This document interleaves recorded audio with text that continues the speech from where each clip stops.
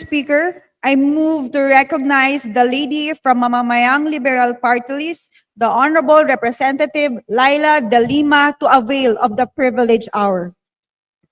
The representative from party list ML, the former senator, now Representative Leila De Lima, is recognized. Maraming Please proceed. salamat po, Mr. Speaker, Madam Majority Leader. First off, hingin ko po ang inyong pasensya, ang inyong indulgence kasi po may kahabaan yung aking privileged speech. So lalo na po dun sa mga nakalista din po ngayon na magde-deliver ng privileged speech. Please bear with your colleague. Mr. Speaker, esteemed colleagues, as part of the minority, at katulad din po ng ating minority leader, Honorable Congressman Marcelino Libanan, karapatan ko at tungkulin kong manindigan para sa ating institusyon. I rise today to defend the honor and constitutional mandate of this House amid the controversy over the impeachment complaint against Vice President Sara Duterte. I was not part of the House yet when the articles of impeachment were filed in February 5, 2025 by more than 1/3 of the House membership. At that time, I served as spokesperson of one of the groups, the first group that lodged an impeachment complaint earlier in December. And like many Filipinos, I follow the impeachment process with keen interest. And now, as a member of the House and part of the minority, my stake in this issue is even deeper, especially after I was considered to serve as House prosecutor in the impeachment trial, along with Congressman Chel Jokno, that apparently might not even take place if the Supreme Court chooses to stand by its decision in Duterte versus House of Representatives. Let it be clear, it was not this institution that violated the Constitution. On the contrary, the House adhered faithfully to its constitutional duty to initiate an impeachment following clearly laid down and prevailing jurisprudence. Sadly, our co-equal branches have failed not only the Constitution, but the Filipino people. Our message is simple. Under our watch, the House's exclusive power to initiate impeachment will not be diminished. This is a power enshrined in the very framework of our democracy, built upon the principles of checks and balances.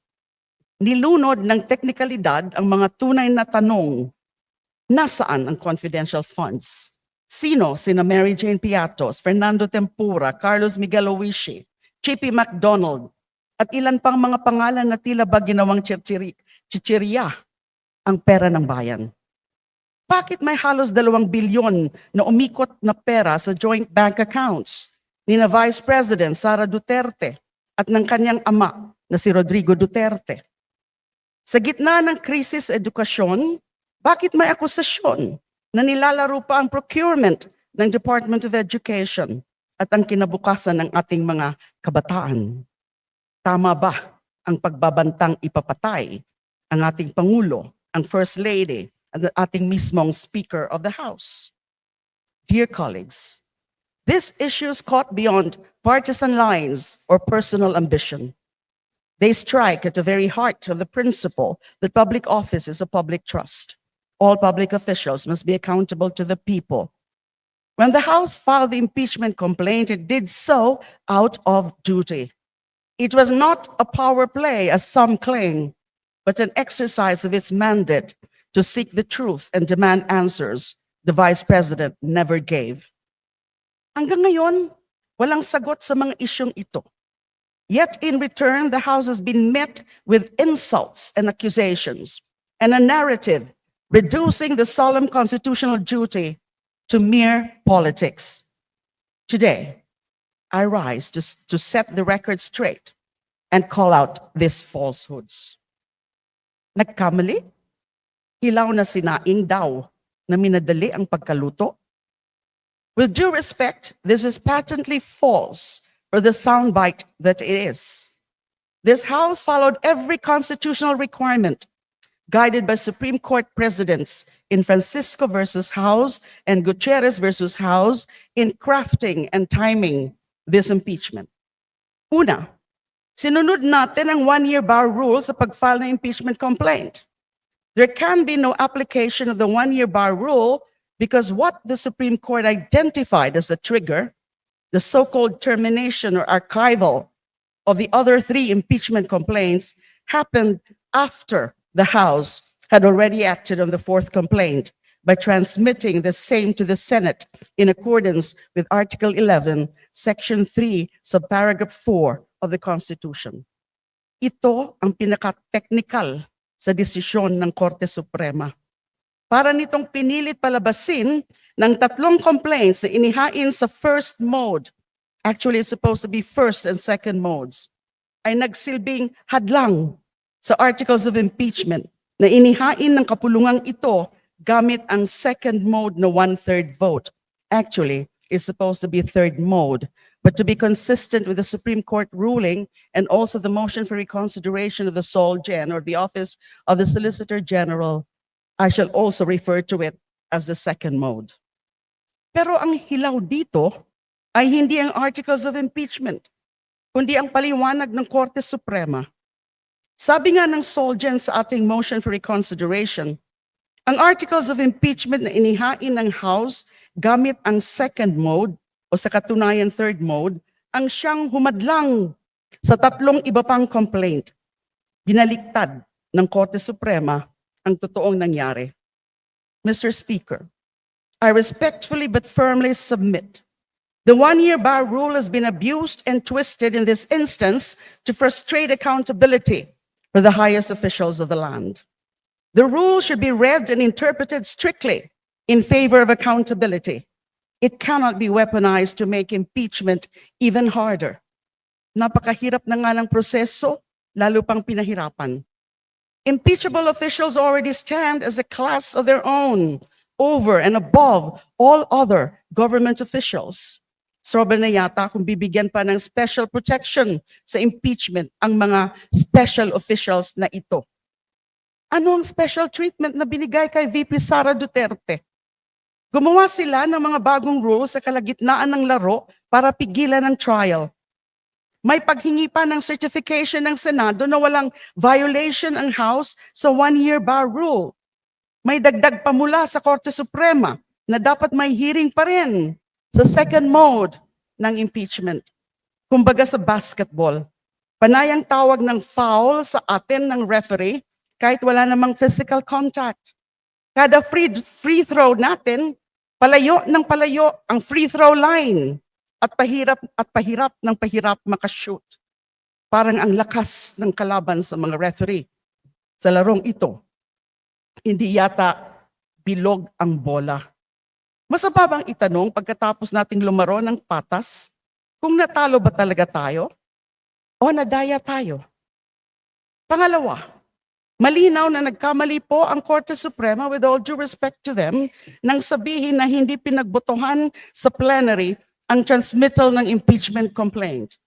A plenary session was actually conducted where members of the House voted to immediately endorse the fourth impeachment complaint and transmit it to the Senate. Mismo House Journal ang nagpatunay dito at hindi lamang isang news report na tanging pinagbatayan ng Supreme Court. Simple lang po ang tinuro sa atin sa law school, sa rules of evidence, mas matimbang official government records kaysa sa news report. Ang una ay tinuturing na authentic at primary documentary evidence. Ang pangalawa ay secondary source. So kung may conflict, yung primary document ang susundin natin. Let me stress the consequence. The highest court of the land, without even allowing the House to fully present its case through oral arguments and perhaps submission of memoranda, anchored a unanimous decision on second-hand news while brushing aside the official journal of a co-equal branch.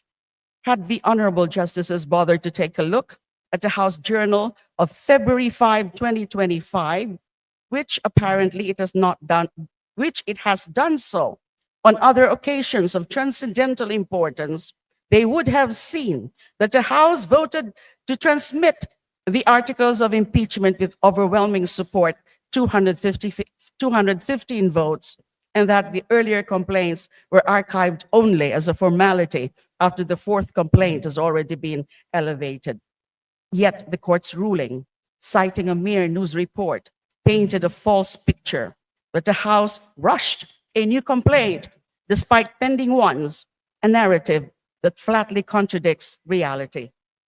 Pangatlo, hindi nga manghuhula ang mga House members para malaman na noong February 5, babaguhin at dadagdagan pala ng Supreme Court pagdating ng July 25 ang ibig sabihin ng initiation na naiba sa mga dating desisyon nito sa Francisco versus HOR at Gutierrez versus HOR. Hindi natin kayang mag-time travel para sabihin sa mga congressmen noong February 5 na kailangan nilang sundin ang mga magiging bagong interpretasyon ng Supreme Court sa salitang initiation halos kalahating taon bago pa man ito maimbento at maisulat noong July 25.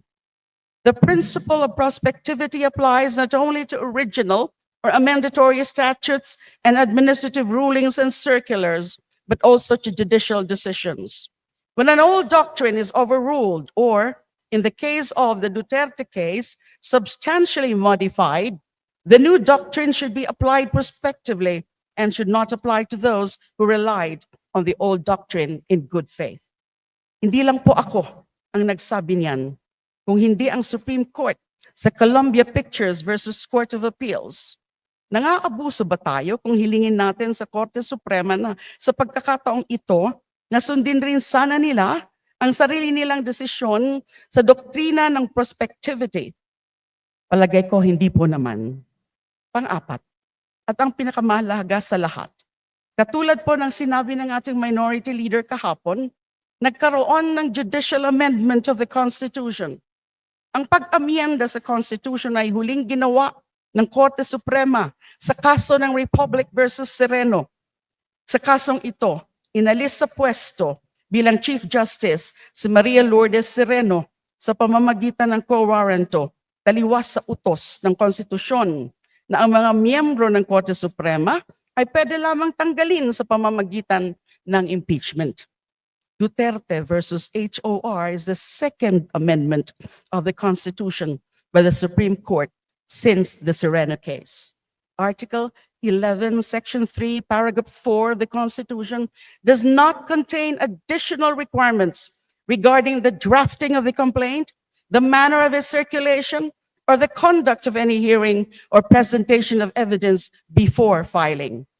These details, I respectfully submit, are outside of constitutional parameters and are best left to the rules on impeachment promulgated by the House. If the Supreme Court's decision remains undisturbed, there will now be two new subsections under Article 11, Section 3, Subparagraph 4 of the 1987 Constitution, as amended by the Supreme Court in Duterte. Aside from the requirement that it must be filed by 1/3 of the members of the House before transmittal to the Senate, the articles of impeachment must now be furnished first to the official being impeached in its draft form to give her the opportunity to respond. Thereafter, the articles of impeachment still in its draft form and the impeachable official's response should be furnished to all the members of the House for deliberation before voting on the same. These are now seemingly the new subsections of Article 11, Section 3, Subparagraph 4 of the 1987 Constitution, as amended by the court in Duterte, if not reversed.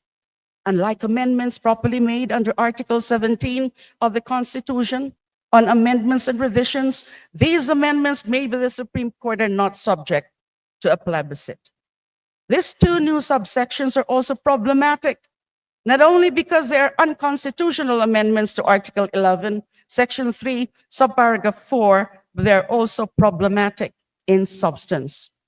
A draft articles of impeachment without any signature of any House member or congressional official cannot be treated as an official document, it might not be any better than a mere scrap of paper. Now, why would an impeachable official respond to an unsigned draft? And by what power is she or he compelled to do so when, for all intents and purposes, it is entirely possible that a single or that not a single congressman or congresswoman will even sign it? What is the legal status of the draft articles of impeachment at that point, before it is even signed by a single House member? Is it an official scrap of paper? Will the Supreme Court now add another amendment requiring the House Secretary General or the Speaker of the House to attest to and verify the unsigned draft articles as an official document of the House? If the Speaker attests to it, does that lone signature amount to endorsement? Can any single House member sign and therefore make it official enough to trigger the impeachable official's obligation to respond? Have we not just come full circle to the first mode of impeachment, effectively repealing the second mode or the third mode in its entirety from the 1987 Constitution? And if the draft is later changed in plenary after the official filed a response, must he or she respond again and again for every new version? If not given the chance to respond to a modified second, third, or fourth draft, whatever, would that not be another so-called violation of the right to due process? Mr. Speaker, the questions are endless. This is the danger with judicial amendments to the 1987 Constitution. At hindi po tayo nag-iisa sa mga obserbasyong ito. Former COMELEC Chair Christian Monsod, one of the framers of the 1987 Constitution, noted that the court, quote, imposed retroactively new requirements that were never part of past impeachment precedents, end of quote, such as a plenary hearing before referral to committee and giving the respondent a chance to be heard at the House even before we transmit the case to the Senate. As he put it, if there's a violation of due process, it is when one is required to comply with a rule that did not exist at the time of the act. Retired Chief Justice Renato Puno, speaking for the Philippine Constitutional Association, or PhilConsa, voiced grave concern over this judicial intrusion. PhilConsa warned that requiring the House to certify compliance with the one-year ban, a requirement found nowhere in the Constitution, encroaches on the House's sole prerogative under Article 11, Section 3. Quote, to create such a requirement, according to CJ Puno, to create such a requirement ex post facto undermines both the separation of powers and the rule of law, end of quote. Once the Senate has received the articles of impeachment in February 5, it has validly acquired jurisdiction, and that jurisdiction cannot be lost or suspended by mere procedural acts, such as the lack of a House certification. Retired Senior Associate Justice Antonio Carpio also noted that the court relied on a media report instead of official records of the House. Indeed, ABS-CBN News itself has clarified that the news item the Supreme Court cited were misinterpreted, and did not reflect the official House Journal of Proceedings. Retired Justice and 1986 Constitutional Commission member Adolf Ascuna said it best, quote, the Constitution does not say there has to be a hearing. The Supreme Court now says there has to be a hearing. That is rewriting the Constitution, not just the rules. The Supreme Court is saying the Constitution is unconstitutional. End of quote. Hindi po palpak ang Kamara at lalong hindi ito sunod-sunuran sa ambisyon ng iilan. We will not allow our duty to hold a high official accountable for grave violations of law and public trust to be twisted by cheap analogies about undercooked rice. Kung merong hilaw dito, ito ang mga paliwanag ni VP Inday Sara sa mga isyong kinakaharap niya. Bakit ba takot na takot siyang harapin ang impeachment trial kung malinis ang kanyang konsensya. Ikaw na. Perhaps more than anyone, I know that the innocent can look their accusers in the eye and say that the evidence is false, if not a total sham. Let me be equally clear. The House of Representatives, a co-equal branch of government, was fulfilling its duty in exercising its constituent powers that even the Supreme Court cannot just take away. Hindi pwedeng basta ipawalang bisa ng Korte Suprema ang kapangyarihang ipinagkaloob ng saligang batas sa Kamara, lalo na kung maling batayan ang ginamit nito. The separation of powers is like a finely tuned scale, each branch bearing its own weight so that the Republic stands upright. When one branch acts in a way that shifts that weight, it must move with the precision of a surgeon, not the force of a sledgehammer. To do otherwise is to risk toppling the balance entirely, leaving our people to the government where one power overshadows the rest and the promise of checks and balances becomes nothing more than a faded inscription in a dusty law book. Long-established principles on judicial restraint and separation of powers have been cast aside. In Duterte, the Supreme Court painted in broad strokes, ignoring the boundaries of competence and authority it once acknowledged in Imbong versus Ochoa, GR number 204819, April 8, 2014. I quote, medyo mahaba-haba po itong quotation, but I find it very important. In many cases, involving the determination of the constitutionality of the actions of the executive and the legislature, it is often sought that the court temper its exercise of judicial power and accord due respect to the wisdom of its co-equal branch on the basis of the principle of separation of powers. To be clear, the separation of powers is a fundamental principle in our system of government, which obtains not through express provision, but by actual division in our Constitution. Each department of the government has the exclusive cognizance of matters within its jurisdiction and is supreme within its own sphere. In its relationship with its co-equals, the judiciary recognizes the doctrine of separation of powers, which imposes upon the courts proper restraint, born of the nature of their functions and of their respect for the other branches of government, in striking down the acts of the executive or the legislature as unconstitutional. Verily, the policy is a harmonious blend of courtesy and caution. It has long been observed, however, that in times of social disquietude or political instability, the great landmarks of the Constitution are apt to be forgotten or marred, if not entirely obliterated. In order to address this, the Constitution impresses upon the court to respect the acts performed by a co-equal branch done within its sphere of competence and authority, but at the same time allows it to cross the line of separation, but only at a very limited and specific point to determine whether the acts of the executive and the legislative branches are null because they were undertaken with grave abuse of discretion. End of quote. A harmonious blend of courtesy and caution.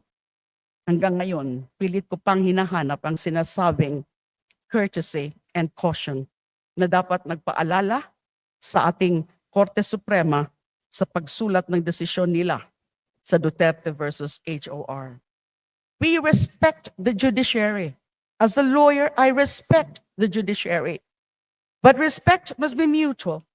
The court must also honor the legislature's exclusive domain over impeachment unless there is clear, grave abuse of discretion or blatant violation of the Constitution, which this House most certainly did not commit. Upholding the Constitution sometimes mean checking a co-equal's overreach. In this case, it is our duty to call out the Supreme Court's encroachment on Congress's power done under the guise of procedure. Sa botohan sa Senado noong nakaraang Miyerkules, halos nag-chorus ang mga anti-impeachment na senador sa pagsasabing kailangang igalang desisyon ng Supreme Court. Pero mula pa noong Pebrero, sino ba talagang hindi gumalang sa mga institusyon ng gobyerno Sino bang sinabihan ng Senate President na mali yung timing ng pag-transmit ng articles of impeachment dahil tapos na ang session at mangangampanya na ang mga senador? Sino bang inutusan ng Senado na mag-certify na hindi lumabag sa one-year bar rule ang House at niremand dito ang articles of impeachment? Sino bang tinanong ng Korte Suprema kung nabasa at naintindihan ba ng mga House members ang articles of impeachment na kanilang pinirmahan? Sino? Matapos ang napakahabang proseso sa Senado at sa Korte Suprema, ang hindi man lamang binigyan ng pagkakataon na mag-oral arguments bilang isang co-equal branch bago isulat ang desisyon.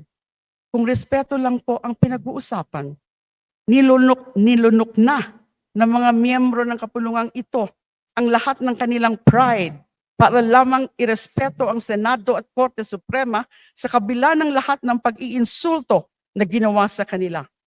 Records clearly show that the impeachment was duly initiated in February 5, 2025, in full accordance with Article 11, Section 3, subparagraph 4, and yet the Senate failed to do its duty to proceed with impeachment forthwith.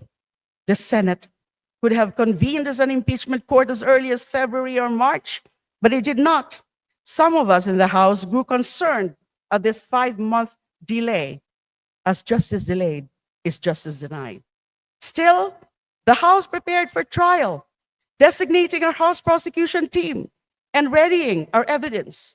Nevertheless, on June 10, in a twist, the Senate adopted a resolution to remand the articles of impeachment back to the House, asking the House to certify that the one-year bar rule had been observed effectively. The Senate was suspending the trial pending this certification. Alas, on July 25, without any oral arguments, the Supreme Court issued its decision nullifying the House's articles of impeachment and barred the Senate from proceeding, supposedly on the ground the impeachment was initiated more than once in a year and that the Vice President's due process rights were supposedly violated at the House level.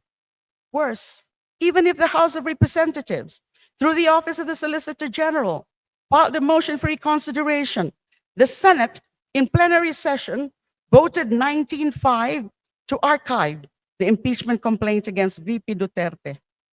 This move was exceptionally swift, contrary to their extremely tardy action, their stalling when it came to their convening as an impeachment court. Aside from the House's motion for reconsideration, 4 other MRs were filed by movements interveners. The first group of complainants with the endorser, Akbayan Representative Percy Sendanya, Isang Bayan and the Makabayan Bloc, and just yesterday, another group of interveners, the third group of impeachment complainants, also made a plea to the court to reverse its July 25 decision. These MRs are not frivolous or sham. They raise strong and compelling arguments necessitating a serious review of the July 25 decision. At sana po, sa pagkakataong ito, magpatawag ang Korte Suprema ng oral arguments. The pending motions for reconsideration embody the Filipino people's concern for the integrity of the impeachment process and their call for the accountability of the Vice President. To ignore these legitimate pleas by archiving the articles of impeachment even before they're fully heard by the Supreme Court is being insensitive, not only to the demands of the lawmakers, constituents, and sectors they represent, but to public opinion as well.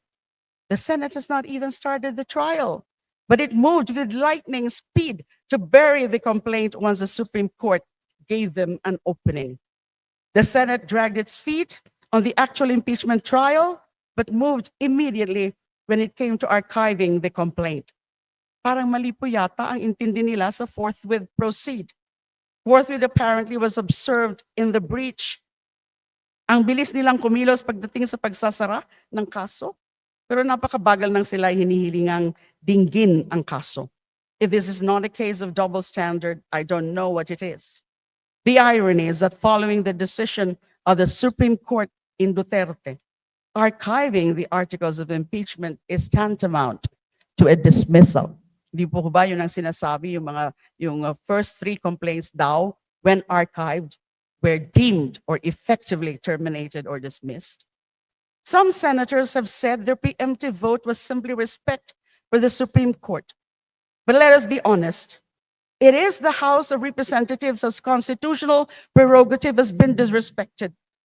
The Constitution commands the Senate to proceed with impeachment forthwith, yet it took them nearly half a year to even consider convening as an impeachment court. But when the opportunity came to archive the complaint, suddenly, forthwith, was crystal clear to them. That burst of urgency after months of delay is telling. It is not unreasonable to suspect that this timing was no coincidence, that the Senate's slow walk at the start bought time for the Vice President, for her lawyers to reach the Supreme Court, and for the court to run the full length of its decision-making ritual. This was not respect for another branch.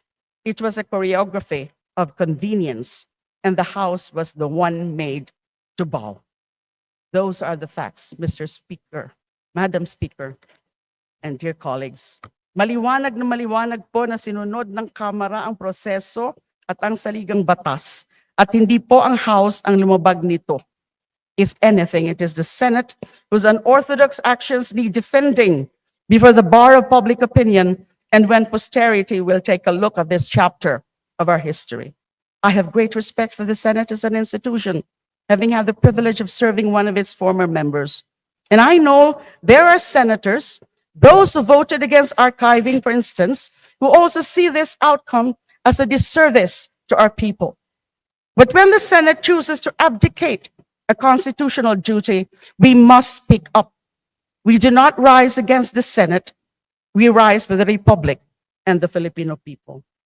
Tulad nga ng sinabi ng isang kasamahan natin, quote, just because the Senate dropped the case doesn't mean the issue disappears. The public is still waiting for answers. Deflection is not accountability, end of quote. The Senate President said that the Senate is not anyone's playground. And that is precisely why we expected it to rise above politics and uphold its duty to conduct a fair trial and not to preemptively dismiss by archiving the case. If this was truly about deference to the Supreme Court, the Senate could have simply suspended proceedings temporarily until the motions for reconsideration are resolved to give the Supreme Court and the House the due courtesy they deserve as co-equal branches. Instead, they rushed to archive or terminate the case. Malinaw ang mga pangyayari. Taliwas sa paniniwala ng Senate President na minadali natin ang proseso, ang Senado ang nagpabagal nito. What we witness from the Senate is not the moving of heaven and earth to exact accountability and attain justice, but the moving of heaven and earth to render extraordinary protection to the Vice President. Sadya bang napaka-espesyal ni VP Sara para ipagliban ng Senado ang impeachment trial ng halos kalahating taon? Sadya bang napaka-special ni VP Sara para maglatag ng mga bagong patakaran ang Korte Suprema na naging balakid sa pananagutan sa puntong ito? Mr. Speaker, sa ginawa ng Senado at ng Korte Suprema, malinaw na maipamalas sa ating ng pananatili ng kapangyarihan ng mga Duterte. Panganib itong hindi dapat maliitin. Hindi naman kasi imbento ang mga akusasyon natin, ang mga akusasyon natin laban kay VP Sara. Buong bayan ang nanood sa kanyang bantang ipapatay raw niya ang Pangulo, ang unang ginang at ang Speaker. Meron na raw siyang kinausap na assassin. Siya pa mismo ang nagdiin, hindi ito biro. No joke. No joke. Mr. Speaker, it is really not a joke. Under ordinary circumstances, when a death threat is broadcast live on the internet to the highest and fourth highest officials of the land, it is doubtful that the offender would remain free the next day. So what makes this instance fall outside of ordinary circumstances? First, the offender is an impeachable official. Second, she is a Duterte. Because of these extraordinary circumstances, VP Sara not only evades charges at this point, she even has no less than institutions shielding her as if her death threat broadcast live on the internet were nothing more than a joke. Si VP Sara na nga po ang nagsabi na hindi ito joke 2 beses pa. Ganito po kalakas si VP Sara sa sistema ng ating hustisya. Tila baga wala siya sa ilalim nito. Nandoon siya sa itaas, untouchable, malayo sa pananagutan ng Kongreso. Bilang isang impeachable official na sa disensyon ng ating konstitusyon ay ang tanging sangay na may kapangyarihang panagutin siya sa puntong ito. Sana.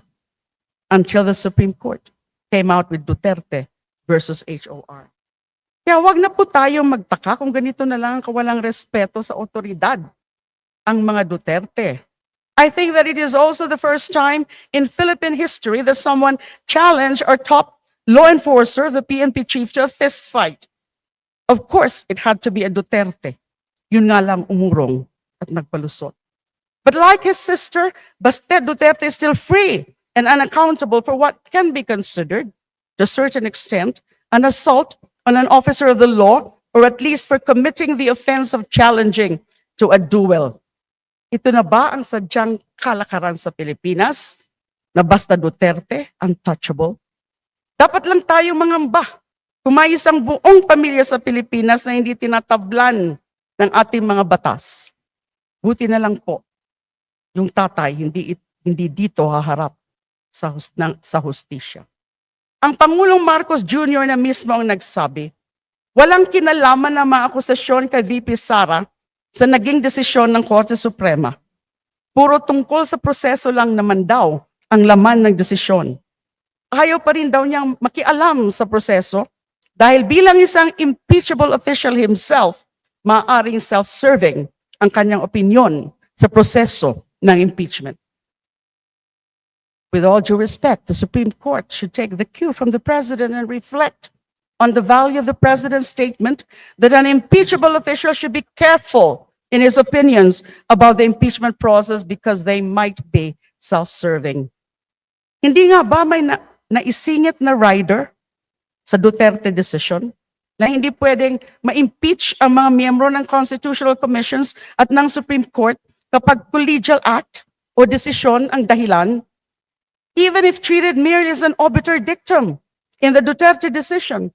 This statement on what is an invalid cause for impeachment, when this is not even the least mota of that case, is a highly irregular, self-serving rider doctrine.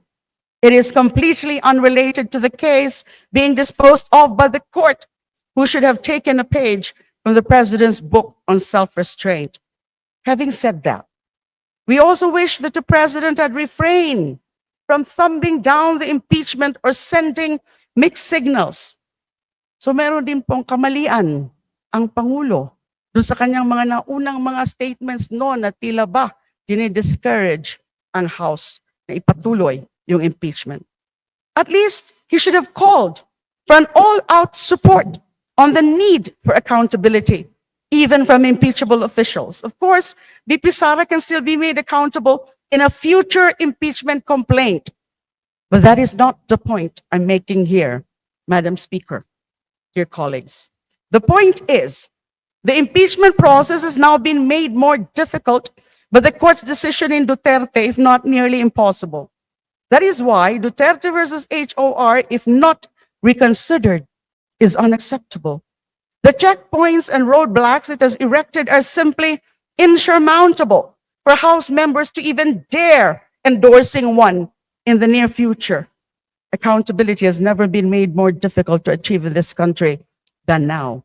And this is the reason why I am also against, basically, the prospective application of the decision in Duterte case. There is no alternative to overturning the rules and doctrines laid down in this decision. Duterte versus HOR and the lip service it paid to due process at the expense of accountability simply has no place in a democratic republic where the people should be able to hold to account every single public official, even the special class of impeachable ones. Indeed, this fight is not over. Hindi pa tapos ang laban ng katotohanan. Patapos na rin po ako. Our fight is far from over. The House of Representatives will not waver in its duty to fight for the Filipino people. Inampanan natin ang mandato ng konstitusyon and we will continue to do so. Mr. Speaker, distinguished colleagues, today we may be a mix of majority and minority, administration and opposition, but on this issue, let us be one house, united for the Constitution, regardless of our political affiliations or our stance on the Vice President. We must reject any attempt to diminish the House's exclusive power under our fundamental law. If we let this pass, we would be abdicating a sacred duty and weakening the very foundations of checks and balances. History is watching. The people are watching. Let this echo through the halls of Congress and into the hearts of our people. No one is above the Constitution, not the Vice President, not the President, not the legislature, not even the judiciary. The Constitution is the people's sovereign will, and today, in its defense, the House of Representatives ought to stand unbowed, unafraid, and united. Tuloy po ang laban para sa konstitusyon, para sa rule of law, at para sa katotohanan. Maraming salamat po, Mr. Speaker, dear colleagues. Thank you for your patience. Thank you. Saning. Majority Leader.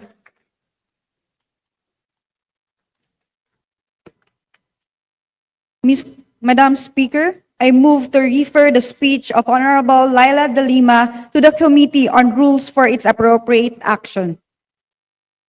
An objection?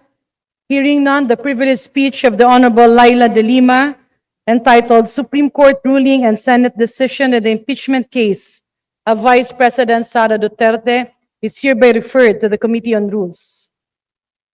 Majority Leader.